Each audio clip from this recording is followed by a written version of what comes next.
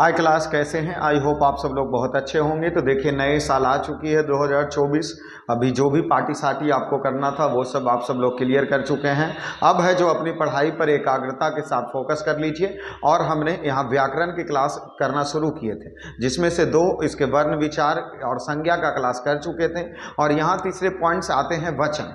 तो देखिए, वचन के साथ में इसमें कुछ बेसिकली क्लास भी बताया गया है। लास्ट में एग्जाम में जो पूछे जाते हैं ऑब्जेक्टिव वो प्रश्न भी दिए गए हैं, तो आप सब लोग बने रहिए। और देखिए, वचन सबसे पहले आप समझिए वचन है क्या।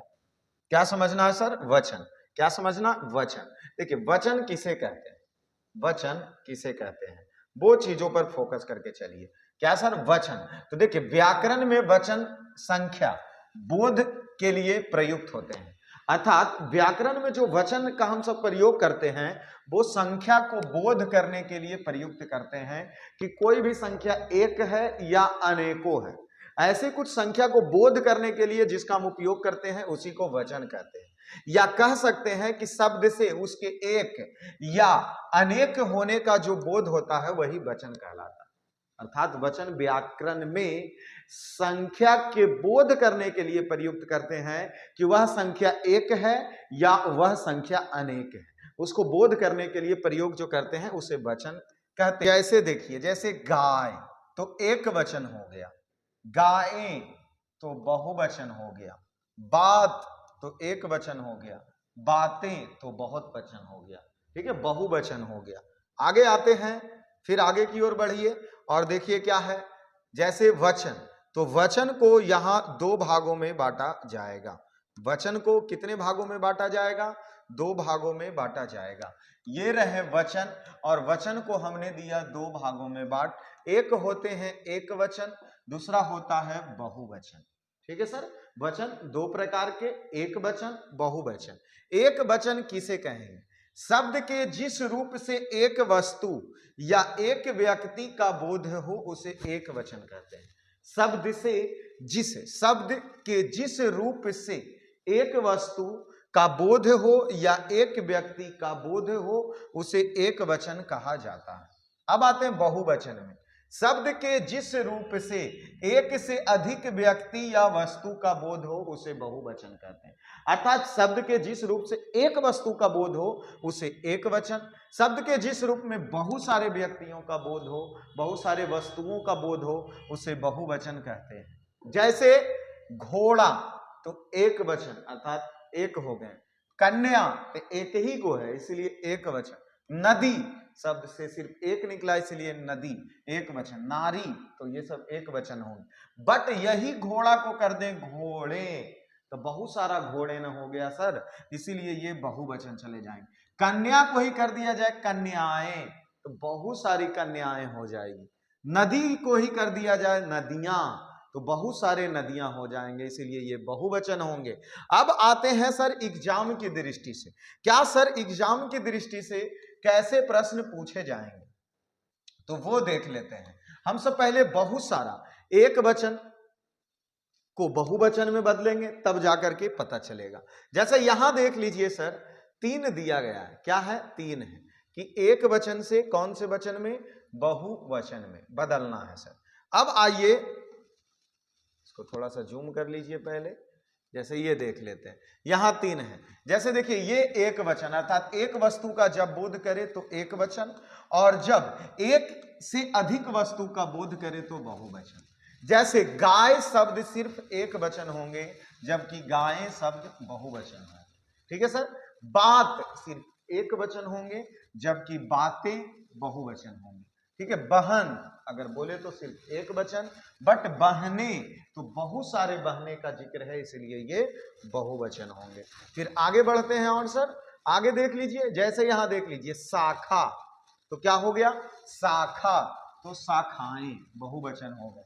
कथा तो कथाएं बहुवचन हो गए। लता एक वचन है जबकि लताएं बहुवचन है। ठीक है सर। तो यहां हम सबको फोकस करना है कि एक ही शब्द में लास्ट में या जुट गया तो बहुवचन हो गया। ठीक है। अब तीसरे देख लेते हैं इसके पेज। जैसे देखिए, तिथि अगर सिर्फ तिथि पूछे तो एक वचन, जबकि अगर तिथियां पूछ दे तो बहुवचन। अगर रीति पूछ दे तो एक वचन, जबकि रीतियां पूछ दे तो बहुवचन। नदी पूछे तो एक वचन, और जबकि नदियां पूछ दे तो बहुवचन में हो जाते हैं। फिर आगे और बढ़ते हैं सर, आगे ऑब्जेक्टिव प्रश्न भी दिए रहेंगे, परेशान होने की जरूरत नहीं है। एग्जाम में कैसे प्रश्न पूछे हैं, जैसे चिड़िया पूछे तो एक वचन, जबकि चिड़िया पूछ दे तो दो ही वचन। डिबिया पूछे तो एक वचन, जबकि डिबियाएं पूछ दे तो बहुवचन।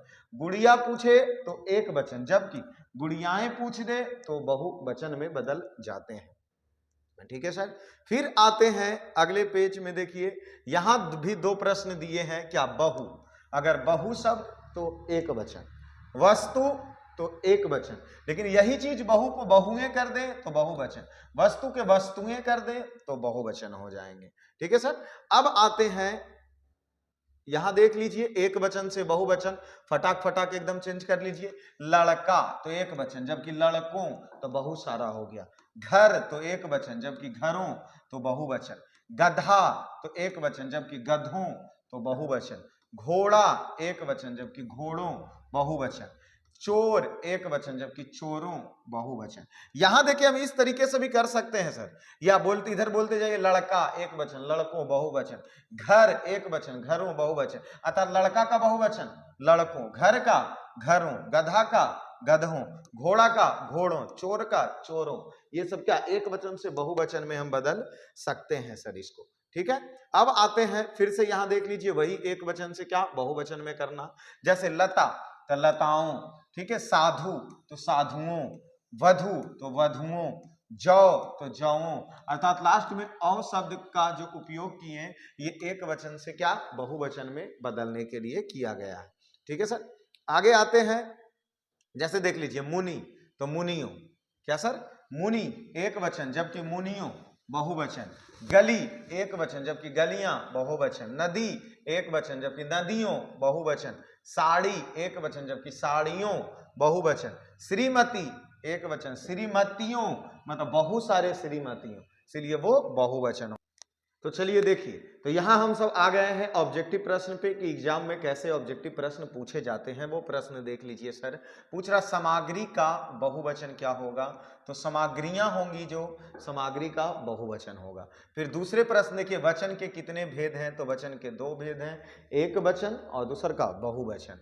अगले प्रश्न देखिए, निम्नलिखित में एक वचन कौन है, मतलब इसमें जो कौन है वो एक वचन है, लता। सिर्फ बाकी देख लीजिए, गायें तो बहुत सारा, गायें तो बहुत सारा, बातें तो थोड़ा सा नहीं बहुत सारा, इसीलिए लता शब्द है जो सिर्फ एक वचन है। चौथे प्रश्न देख लीजिए क्या दिया गया, निम्नलिखित में बहुवचन कौन सी है, तो सर साफ शब्दों में नजर आ रहा है या डिबिया, तो ये क्या हो गया बहुवचन हो गए। पांचवा नंबर प्रश्न देख लीजिए क्या है, निम्न लिखित में बहुवचन कौन है, अर्थात यहाँ देखिए वस्तु तो एक ही है, बहु एक ही, अधिकारी एक ही, लेकिन पाठक गण बहुत सारा पाठक लोग शामिल है, इसलिए इसका आंसर पाठक गण होगा। अगले प्रश्न देख लीजिए, 6 नंबर प्रश्न देखिए, क्या नारंगी, नारंगी का बहुवचन क्या होगा, तो नारंगियां ही होगी जो नारंगी का बहुवचन होगा, इसलिए ऑप्शन ए इसका सही चला गया। 7 नंबर प्रश्न आइए क्या दिया गया है, निम्नलिखित में बहुवचन कौन सी है, मुनि एक वचन, गली एक वचन, नदी एक वचन, श्रीमतियों अभी हमने करवाया था इसलिए श्रीमतियों बहुवचन चला गया। 8 नंबर देखिए, आसमान में चिड़िया उड़ रही है, इस वाक्य में बहुवचन बताएं, तो चिड़िया, चिड़िया एगो नहीं बहुत सारा उड़ रही है, इसीलिए चिड़िया यहाँ क्या होगा बहुवचन होगा। एग्जाम में ऐसे प्रश्न पूछे जाते हैं। तो यहाँ ये एग्जाम के 8 प्रश्न, इसी प्रकार आपसे एक वचन से बहुवचन के प्रश्न पूछे जाएंगे। तो धन्यवाद।